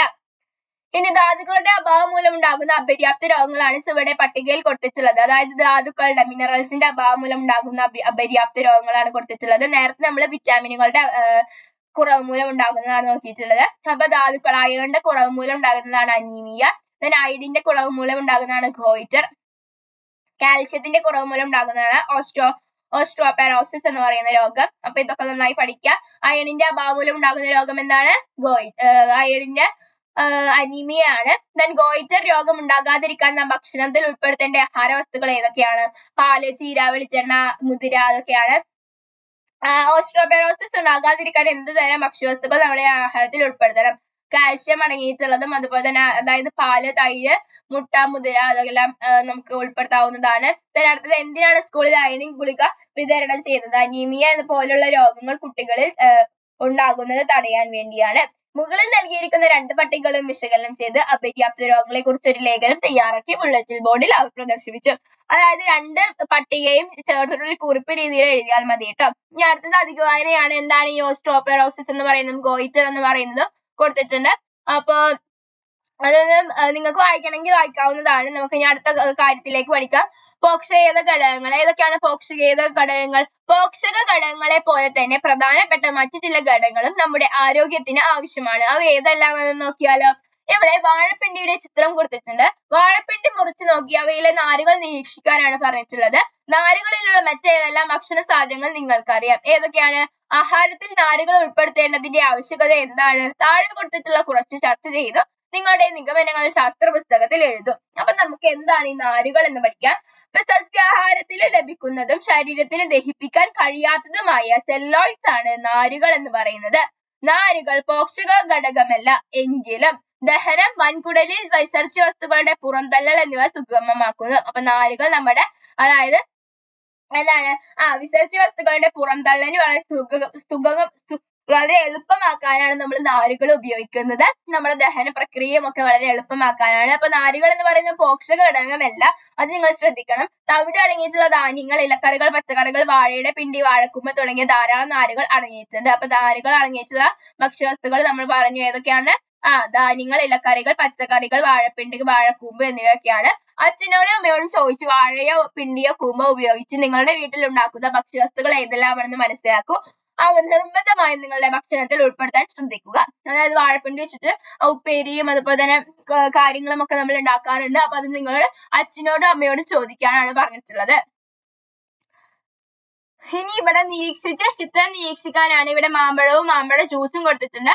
മാമ്പഴ കഷ്ണങ്ങളും മരിച്ചെടുത്ത മാമ്പഴ ജ്യൂസും ശ്രദ്ധിച്ചല്ലോ. ഏതിലാണ് കൂടുതൽ നാരുകൾ ഉണ്ടാവുക? എന്തുകൊണ്ട്? ചർച്ച ചെയ്യും. ഇനി മുതൽ മാമ്പഴം, ഓറഞ്ച്, പാപ്പിൾ തുടങ്ങിയ പഴവർഗ്ഗങ്ങൾ ജ്യൂസ് രൂപത്തിലാക്കാതെ കഴിക്കാൻ ശ്രദ്ധിക്കുമല്ലോ. അതായത് നമ്മൾ അതായത് സ്ലൈസ് ആയിട്ട് കഴിക്കുന്നതാണ് ഏറ്റവും നല്ലത്. ജ്യൂസ് രൂപത്തിലാക്കാതെ കഴിക്കുന്നതാണ് ഏറ്റവും നല്ലത് കേട്ടോ. ഇനി അടുത്തത് ജലമാണ് പറയുന്നത്. നമ്മുടെ ശരീരത്തിൽ ഏതാണ്ട് 70% ജലമാണ്. അത് നമുക്കറിയാവുന്നതാണ്. ദഹനം, രക്തചക്രം, വിസർജനം തുടങ്ങി വിവിധ ശരീര പ്രവർത്തനങ്ങൾക്ക് ജലം അത്യാവശ്യമാണ്. മൂത്രം, വിയർപ്പ് മുതലായവ രീതിയിലൂടെയാണ് ജലം നഷ്ടപ്പെടുന്നത്. ഇനി അതുപോലെ തന്നെ കുട്ടികൾ ഒരു ദിവസം 10 മുതൽ 12 ഗ്ലാസ് വരെ വെള്ളം കുടിക്കേണ്ടതുണ്ട്. തക്കാളി, വെള്ളരി, തണ്ണിമത്തൻ തുടങ്ങിയ പച്ചക്കറികളിൽ ധാരാളം ജലം അടങ്ങിയിട്ടുണ്ട്. ഇവയും ഭക്ഷണത്തിൽ ഉൾപ്പെടുത്തേണ്ടതുണ്ട്. അപ്പൊ നിങ്ങൾ ഒരു ദിവസം എന്തായാലും 10 മുതൽ 12 ഗ്ലാസ് വെള്ളം നിർബന്ധമായി കുടിച്ചിരിക്കണം. വെള്ളം നമ്മുടെ ശരീര പ്രവർത്തനങ്ങൾക്ക് വളരെയധികം പ്രധാനപ്പെട്ടുള്ള ഒരു പങ്ക് വഹിക്കുന്ന ഒന്ന് തന്നെയാണ്. ഇനി ബാലൻസ്ഡ് ഡയറ്റ്, സമീകൃത ആഹാരം എന്താണെന്ന് നോക്കാം. ആരോഗ്യം നിലനിർത്തുന്നതിന് നിശ്ചിത അളവിൽ പ്രോട്ടീൻ, കാർബോഹൈഡ്രേറ്റ്, കൊഴുപ്പ്, വിറ്റാമിനുകൾ, ധാതുക്കൾ എന്നിവ അടങ്ങിയിരിക്കുന്ന ഭക്ഷണക്രമമാണ് നാം ശീലിക്കേണ്ടത്. ഇത്തരത്തിലുള്ള ഭക്ഷണക്രമമാണ് സമീകൃത ആഹാരം. മുമ്പ് ചർച്ച ചെയ്ത എല്ലാ പോഷകഘടകങ്ങളും മതിയായ തോതിൽ അടങ്ങിയിട്ടുള്ള ഏതെങ്കിലും ഒരു ഭക്ഷണ പദാർത്ഥമുണ്ടോ? ഒരു ഭക്ഷ്യവസ്തുക്കളിൽ പോഷകഘടകങ്ങൾ ഉണ്ടാകുന്ന കുറവ് മറ്റൊരു ഭക്ഷണത്തിലൂടെയാണ് നാം നികത്തുന്നത്. അങ്ങനെയെങ്കിൽ നാം കഴിക്കുന്ന ഭക്ഷ്യവൈവിധ്യം ഉള്ളതായിരിക്കണ്ടേ. അതായത് നമ്മളിപ്പോ പറഞ്ഞിട്ടുള്ള എല്ലാതും അടങ്ങിയിട്ടുള്ള ഒരു ആഹാര രീതിയാണ് നമ്മൾ സമീകൃത ആഹാരം എന്ന് പറയുന്നത് കൊണ്ട് ഉദ്ദേശിക്കുന്നത്. നിങ്ങൾ നേരത്തെ ഒരു ദിവസം ആഹാരം പട്ടികപ്പെടുത്തിയിട്ടുണ്ടാകും. നമ്മൾ നേരത്തെ ആദ്യത്തെ രണ്ടാമത്തെ പേജിലാണെന്ന് തോന്നുന്നു. അതിൽ നമ്മൾ ഉണ്ടാക്കിയിട്ടുണ്ട് പ്രഭാത ഭക്ഷണം എന്നിവയെല്ലാം.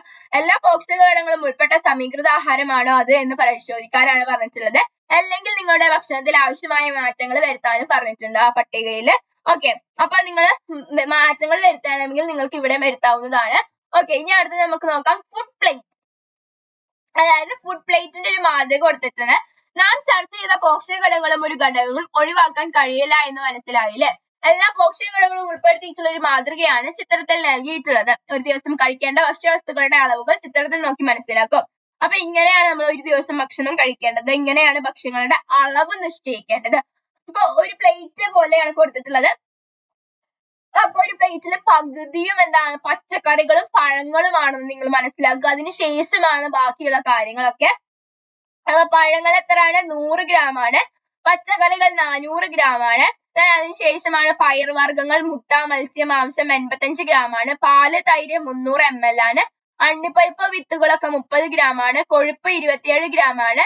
ധാന്യങ്ങൾ 260 gram ആണ്. ഇതാണ് ഒരു എല്ലാ കാര്യങ്ങളും, എല്ലാ വിറ്റമിനുകളും മിനറലുകളും എല്ലാം ഉൾപ്പെടുത്തിയിട്ടുള്ള ഒരു സമീകൃത ആഹാരത്തിന്റെ ഒരു മോഡൽ, ഫുഡ് പ്ലേറ്റിന്റെ മോഡൽ എന്ന് പറയുന്നത്. അപ്പൊ ഇങ്ങനെ നിങ്ങൾ എല്ലാതും കഴിക്കാൻ ശ്രദ്ധിക്കുക. ഇനി ഇവിടെ നിങ്ങളുടെ ഒരു ദിവസത്തിന്റെ ഭക്ഷണ ചാർട്ടാണ് കൊടുക്കേണ്ടത്. നിങ്ങളുടെ ആഹാര രീതി അനുസരിച്ച് എല്ലാ പോഷകങ്ങളും ഉൾപ്പെടുത്തി ഒരു ദിവസത്തെ ഭക്ഷണ ചാർട്ട് തയ്യാറാക്കി വീട്ടിലും ക്ലാസ്സിലും പ്രദർശിപ്പിക്കും. അപ്പൊ നിങ്ങളുടെ ആഹാര രീതി എല്ലാവരുടെയും ആഹാര രീതി ഒരുപോലെ ആയിരിക്കണം എന്നില്ല. അതുകൊണ്ട് തന്നെ നിങ്ങളുടെ ഓരോരുത്തരും വ്യത്യസ്തമായതുകൊണ്ട് നിങ്ങൾ എങ്ങനെയാണ് ഭക്ഷണങ്ങൾ എല്ലാതും ഉൾപ്പെടുത്തിയിട്ട് ഇതുപോലെ ഒരു ദിവസത്തെ ഭക്ഷണ ചാർട്ട് എഴുതിയിട്ട് ക്ലാസ്സിലും വീട്ടിലും അവതരിപ്പിക്കാനാണ്. അപ്പൊ കാർബോഹൈഡ്രേറ്റിൽ നമുക്ക് അരി, കിഴങ്ങ്, ഗോതമ്പ് എന്നിവയൊക്കെ ചേർക്കാം. കൊഴുപ്പിൽ മത്സ്യം, നെയ്യ്, മീന് അതൊക്കെ ചേർക്കാം. വിറ്റാമിനുകൾ നെല്ലിക്ക, പപ്പായ, ക്യാരറ്റ്, ഓറഞ്ച് അതൊക്കെ ചേർക്കാവുന്നതാണ്. അതുപോലെ തന്നെ ഇലക്കറികള്, പഴവർഗ്ഗങ്ങൾ ധാതുക്കളിൽ ചേർക്കാം. പ്രോട്ടീനില് ചെറുപയർ, പാല് എന്നിവയൊക്കെ ചേർക്കാവുന്നതാണ്. ഇനി അടുത്തത് ഉച്ചഭക്ഷണം. അതായത് നിങ്ങൾ സ്കൂളിൽ ചെയ്യേണ്ട ഒരു ആക്ടിവിറ്റി പ്രവർത്തനമാണ്. സ്കൂൾ ഉച്ചഭക്ഷണത്തിന്റെ 5 ദിവസത്തെ മെനു പരിശോധിക്കാനാണ് പറഞ്ഞിട്ടുള്ളത്. അതിൽ എന്തെല്ലാം വിഭവങ്ങൾ ഉൾപ്പെടുത്തിയിട്ടുണ്ട്. ഓരോ ദിവസത്തെയും മെനു ടീച്ചറോട് ചർച്ച ചെയ്ത് വിഭവങ്ങളും അവയിൽ അടങ്ങിയിട്ടുള്ള പോഷകഘടകങ്ങളും പരിശോധിച്ച് പട്ടികപ്പെടുത്തും. അപ്പൊ നിങ്ങൾ നിങ്ങളുടെ സ്കൂളിൽ ചെയ്യേണ്ടതാണ്. ഓരോ സ്കൂളിലെ മെനുവും വ്യത്യസ്തമായിരിക്കും. അപ്പൊ നിങ്ങൾ ടീച്ചറുടെ സഹായത്തോടെയാണ് ഇത് ചെയ്യേണ്ടത്. ഓരോ ദിവസത്തെയും വിഭവങ്ങളുടെ പോഷകഘടകങ്ങളും രേഖപ്പെടുത്തിയത് ശ്രദ്ധിച്ചല്ലോ. കുട്ടികളെ സമീകൃതാഹാരം ലഭിക്കുന്ന രീതിയിൽ സ്കൂൾ ഉച്ചഭക്ഷണത്തിന്റെ മെനു തയ്യാറാക്കിയിരിക്കുന്നത് മനസ്സിലായില്ലേ. ഇനി അടുത്തതാണ് കലോറി. അതായത് അതും ഒരു അധിക വായനയാണ്, വേണമെങ്കിൽ നിങ്ങൾക്ക് വായിക്കാമെന്നുള്ള. ഭക്ഷണത്തിലെ ഊർജ്ജത്തിന്റെ അളവ് കണക്കാക്കുന്നത് യൂണിറ്റ് ആണ് കലോറി എന്ന് പറയുന്നത്. ശ്വസനം, രക്തചക്രണം തുടങ്ങി ശരീര പ്രവർത്തനങ്ങൾക്ക് നിർവഹിക്കുന്നതിന് ഊർജ്ജം ആവശ്യമാണ്. ശാരീരിക അധ്വാനമുള്ള ഒരു പുരുഷന് പ്രതിദിനം ശരാശരി 1900 മുതൽ 2400 കലോറി വരെ ഊർജ്ജം ആവശ്യമാണ്. ശാരീരിക അധ്വാനമുള്ള ഒരു സ്ത്രീക്ക് പ്രതിദിനം ശരാശരി 1600 മുതൽ 2000 കലോറി വരെ ഊർജ്ജം ആവശ്യമാണ്. ഒരു മുതിർന്ന കുട്ടിക്ക് പ്രതിദിനം ശരാശരി 1200 മുതൽ 1400 കലോറി വരെ ഊർജ്ജം ആവശ്യമാണ്. അപ്പൊ ഇതാണ് ഈ കലോറിയെ കുറിച്ച് പറയുന്നത്. അപ്പൊ ഇതൊന്നും പഠിക്കേണ്ട ആവശ്യമില്ല, ഇതൊന്നും ജസ്റ്റ് നിങ്ങൾ വായിച്ചു നോക്കിയാൽ മതി. സ്കൂൾ ഭക്ഷണത്തിലൂടെ ഏകദേശം 750 കലോറി ഊർജ്ജം ലഭിക്കുന്നു. എന്നാൽ മറ്റു നേരങ്ങളിൽ കഴിക്കുന്ന ആഹാരത്തിൽ ആവശ്യമായ ബാക്കി കലോറി ലഭിക്കുന്നത്. അപ്പൊ അതായത് ഉച്ചഭക്ഷണത്തിൽ നിന്നാണ് നമുക്ക് ഏകദേശം 750 കിട്ടുന്നത്. അപ്പൊ വളരെയധികം അത്യാവശ്യമാണ് ഉച്ചഭക്ഷണം വളരെ നല്ല രീതിയിൽ കഴിക്കണം എന്നുള്ളത്. അതിൽ നിന്നാണ് നമുക്ക് പകുതിയുടെ അധികവും നമുക്ക് എനർജിയും ഊർജ്ജവും ഒക്കെ ലഭിക്കുന്നത്. ഇനി ഓർത്തിട്ടുള്ള ചോദ്യങ്ങൾ: ഉച്ചഭക്ഷണം മെച്ചപ്പെടുത്തുന്നതിനായി ചെലവ് കുറഞ്ഞ പോഷക സമൃദ്ധമായ വിഭവങ്ങൾ നിർദ്ദേശിക്കാമോ? എന്തൊക്കെ? ആഹാരം തുറന്നു വെക്കാതിരിക്കുക, എണ്ണ അമിതമായി ഉപയോഗിക്കാതിരിക്കുക, വൃത്തിയുള്ള സ്ഥലത്ത് പാകം ചെയ്യുക, അതെല്ലാം നമുക്ക് പറയാവുന്നതാണ്. ഇനി പോഷക മൂല്യമുള്ളത് നഷ്ടപ്പെടാതിരിക്കാനാണ്. നഷ്ടപ്പെടാതിരിക്കാൻ നമുക്ക് എന്തൊക്കെ ചെയ്യാം? ആഹാരം പാകം ചെയ്യുമ്പോൾ എങ്ങനെയെല്ലാമാണ് പോഷക മൂല്യങ്ങൾ നഷ്ടപ്പെടാൻ സാധ്യതയുള്ളത് ചർച്ച ചെയ്ത് ശാസ്ത്ര പുസ്തകത്തിൽ എഴുതും. പച്ചക്കറി മുറിച്ചതിന് ശേഷം കഴുകുമ്പോൾ അപ്പോഴൊക്കെ നമുക്ക് പോഷകങ്ങൾ നഷ്ടപ്പെടാനുള്ള സാധ്യതയുണ്ട്. തുറന്നു വെച്ച് പാചകം ചെയ്യുമ്പോൾ, ഒരുപാട് നേരം പാകം ചെയ്യുമ്പോൾ ഒക്കെ നമുക്ക് പോഷക മൂല്യങ്ങൾ നഷ്ടപ്പെടും. പഴങ്ങളും പച്ചക്കറികളും മുറിച്ചതിന് ശേഷം കഴുകാൻ പാടില്ല എന്ന് പറയുന്നത് എന്തുകൊണ്ടാണെന്ന് ഇപ്പോൾ മനസ്സിലായില്ലേ? കാരണം അങ്ങനെ കഴുകുകയാണെങ്കിൽ പോഷക മൂല്യങ്ങൾ നഷ്ടപ്പെടും. ആഹാരത്തിലെ പോഷക ഘടകങ്ങൾ നഷ്ടപ്പെടാതിരിക്കാൻ സ്വീകരിക്കേണ്ട മാർഗങ്ങൾ വീട്ടിലെ മുതിർന്നവരുമായി ചർച്ച ചെയ്ത് ശാസ്ത്ര പുസ്തകത്തിൽ എഴുതും. ആരോഗ്യത്തോടെ വളരാൻ പോഷക സമൃദ്ധമായ ആഹാരം കഴിക്കേണ്ടതിന്റെ ആവശ്യം നിങ്ങൾക്ക് മനസ്സിലായല്ലോ. പോഷക സമൃദ്ധമായ ആഹാരം ആരോഗ്യത്തിന് അത്യന്താപേക്ഷിതമാണെന്ന് മാത്രമല്ല അത് നമ്മുടെ അവകാശവുമാണ്. അപ്പൊ നിങ്ങൾ ഈ പാഠം മനസ്സിലാക്കിയപ്പോൾ നമ്മൾ ഓരോ പാഠങ്ങൾ പഠിക്കുന്നത് വെറും ഒരു എക്സാമിന് മാർക്ക് മേടിക്കുക എന്നതിലുപരി നമ്മളത് ജീവിതത്തിൽ പ്രാവർത്തികമാക്കാനും അതുപോലെ തന്നെ മറ്റൊരാൾക്ക് പറഞ്ഞു കൊടുക്കാനുമാണ്. അതുകൊണ്ട് തന്നെ നിങ്ങൾ നല്ല രീതിയിലുള്ള നല്ല ആരോഗ്യകരമായ ശരീരത്തിന് ആവശ്യമായത് എന്താണെന്ന് മനസ്സിലാക്കി പഴങ്ങളും പച്ചക്കറികളും അതുപോലെ തന്നെ പയറുവർഗ്ഗങ്ങളും ഇലക്കറികളും എല്ലാം കഴിക്കേണ്ടത് വളരെ അത്യാവശ്യമാണ്. അത് നമ്മുടെ ശരീരത്തിനും നമ്മുടെ ആരോഗ്യത്തിനും വളർച്ചയ്ക്കും വളരെയധികം പ്രധാന പങ്ക് വഹിക്കുന്ന ഒന്നാണ്. അപ്പൊ അതൊക്കെയാണ് നമുക്ക് ഈ പാഠത്തിൽ നിന്ന് മനസ്സിലായത്. ഒരു വലിയ പാഠം തന്നെയാണ് ഈ പാഠം. അപ്പൊ നിങ്ങളെ നിർത്തിയിട്ട് ഓരോ കാര്യങ്ങൾ പഠിച്ചു മനസ്സിലാക്കിയതിനു ശേഷം മാത്രമാണ് അടുത്ത ഭാഗത്തിലേക്ക് കടക്കേണ്ടതുള്ളൂ. അപ്പൊ നമുക്ക് ഇനി ഇതുമായി ബന്ധപ്പെട്ടിട്ടുള്ള ഒരു വിലയിരുത്താം എന്ന ഭാഗമുണ്ട്, അതും കൂടി പഠിച്ചാൽ നമുക്ക് ഒന്നാമത്തെ പാഠം കൃത്യമായി ഇംഗ്ലീഷ് മീഡിയവും മലയാളം മീഡിയവും നമ്മൾ പഠിച്ചു കഴിഞ്ഞിട്ടുണ്ട്. അതുപോലെ തന്നെ മറ്റുള്ള ക്ലാസ്സുകൾ നമ്മൾ അപ്ലോഡ് ചെയ്തിട്ടുണ്ട്. ഓക്കെ, അപ്പൊ നമുക്ക് വിലയിരുത്താം എന്ന് പറയുന്ന ചോദ്യവും നോക്കാം. ഒന്നാമത് പോഷക ഘടകങ്ങളുമായി കൂടുതലായി അടങ്ങിയിട്ടുള്ള ആഹാര വസ്തുക്കളും തന്നിരിക്കുന്ന ശരിയായ രീതിയിൽ വരച്ച് യോജിപ്പിക്കാനാണ് പറഞ്ഞിട്ടുള്ളത്. അപ്പൊ കാർബോഹൈഡ്രേറ്റ് ധാന്യങ്ങളാണ്, ധാതുക്കൾ ഇലക്കറികളാണ്, കൊഴുപ്പ് എണ്ണകളാണ്, പ്രോട്ടീൻ പയറുവർഗ്ഗങ്ങൾ, മുട്ട എന്നിവയാണ്. അപ്പൊ ഇങ്ങനെയാണ് ഇത് ശരിയായി വരച്ചു ചേർക്കേണ്ടത്. രണ്ടാമത്തെ ചോദ്യം: അയഡിൻ അടങ്ങിയിട്ടുള്ള ആഹാരം കഴിക്കാതെ ഒരു വ്യക്തിക്ക് വരാവുന്ന ആരോഗ്യ പ്രശ്നം എന്താണ്? ഗോയിറ്റർ ആണ്. അപ്പൊ ഗോയിറ്റർ ശരിയെന്ന് അടയാളപ്പെടുത്തുക. മൂന്നാമത്തെ ചോദ്യം: നാരുകൾ ദഹിപ്പിക്കാൻ നമ്മുടെ ശരീരത്തിന് കഴിയില്ല, പിന്നെ എന്തിനാണ് നാരുകളുള്ള ആഹാരം കഴിക്കണം എന്ന് പറയുന്നത്? നമ്മുടെ ശരീരത്തിലെ ദഹന പ്രക്രിയകളെല്ലാം എളുപ്പമാക്കാൻ വേണ്ടിയിട്ടാണ് നമ്മൾ നാരുകൾ അടങ്ങിയിട്ടുള്ള ഭക്ഷണങ്ങൾ വാഴപ്പിണ്ടി, വാഴക്കൂമ്പ് എന്നിവ കഴിക്കണമെന്ന് പറയുന്നത്. നാലാമത്തെ ചോദ്യം: പല്ലിന്റെ ആരോഗ്യത്തിന് ഏത് പോഷക ഘടകമാണ് വേണ്ടത്? ഏതാണ്? കാൽസ്യം ആണ് വേണ്ടത്. ഈ പോഷക ഘടകം നമുക്ക് ഏതൊക്കെ ആഹാരത്തിലും ലഭിക്കുന്നു? പാല്, തൈര്, മുട്ട എന്നിവയിൽ നിന്നെല്ലാം നമുക്ക് ഈ പോഷക ഘടകങ്ങൾ ലഭിക്കാവുന്നതാണ്. അഞ്ചാമത്തെ ചോദ്യം: ടീച്ചർ എന്നത് അയൺ ഗുളിക തന്നു, പക്ഷെ ഞാനത് കഴിച്ചില്ല. ആരോട് പറയുന്നതിനോട് നിങ്ങൾ യോജിക്കുന്നുണ്ടോ? എന്തുകൊണ്ട്? അങ്ങനെ യോജിക്കുന്നില്ല. കാരണം കുട്ടികളിൽ അനീമിയ രോഗം തടയാൻ വേണ്ടിയിട്ടാണ് നമ്മൾ അയൺ ഗുളിക കഴിക്കണം എന്ന് പറയുന്നത്. അതുകൊണ്ട് തന്നെ ആ കുട്ടിയുടെ ആ പ്രവർത്തനം ശരിയായ ഒരു പ്രവർത്തന രീതിയല്ല. അപ്പൊ ഞാൻ യോജിക്കുന്നില്ല എന്ന് നിങ്ങൾക്ക് എഴുതാവുന്നതാണ്. ആറാമത്തെ ചോദ്യം: വിറ്റാമിനുകളും ധാതുക്കളും നമ്മുടെ ശരീരത്തിന് കുറഞ്ഞ അളവിലല്ലേ ആവശ്യമുള്ളൂ? അതിനാൽ അവിടെ അടങ്ങിയിട്ടുള്ള ഭക്ഷ്യവസ്തുക്കൾ ആഹാരത്തിൽ കുറച്ചു മാത്രം ഉൾപ്പെടുത്തിയാൽ മതി. ഒരു കുട്ടിയുടെ അഭിപ്രായമാണിത്. നിങ്ങൾ ഇതിനോട് യോജിക്കുന്നുണ്ടോ? എന്തുകൊണ്ട്? യോജിക്കുന്നുണ്ടല്ലേ? അതായത് വിറ്റാമിനുകളും ധാതുക്കളും കൂടുതൽ അളവിൽ നമ്മുടെ ശരീരത്തിന് ആവശ്യമില്ല, വളരെ കുറഞ്ഞ അളവിൽ മാത്രം മതി.